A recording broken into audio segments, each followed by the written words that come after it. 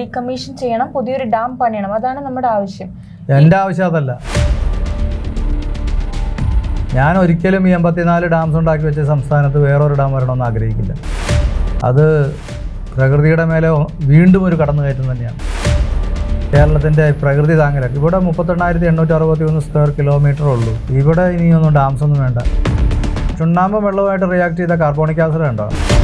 Carbonic acid ഡാമിൻ്റെ ഭിത്തികളെയും അടിത്തറയെയും നശിപ്പിക്കുന്നല്ല, 130 വർഷമായിട്ട് നശിപ്പിച്ചു. അതിൻ്റെ ഫലമായിട്ടാണ് അതിൻ്റെ മുമ്പിൽ വലിയ ചതുപ്പ് രൂപപ്പെട്ടിട്ടുള്ളത്.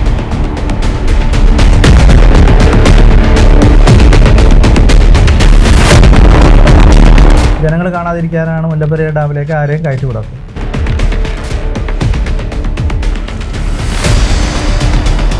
തമിഴ്നാടിന് ജലം, കേരളത്തിന് സുരക്ഷ എന്ന് പറയുന്നത് ഒരിക്കലും വെള്ളവും ജീവനുമായിട്ട് ടിക്കറ്റ് ചെയ്യാൻ പറ്റില്ല. ഒരു മനുഷ്യൻ്റെ ജീവൻ എത്ര വെള്ളം? എന്തൊരു നോൺസെൻസ് അവന്മാർ പറഞ്ഞുകൊണ്ട് കിടക്കുന്നു.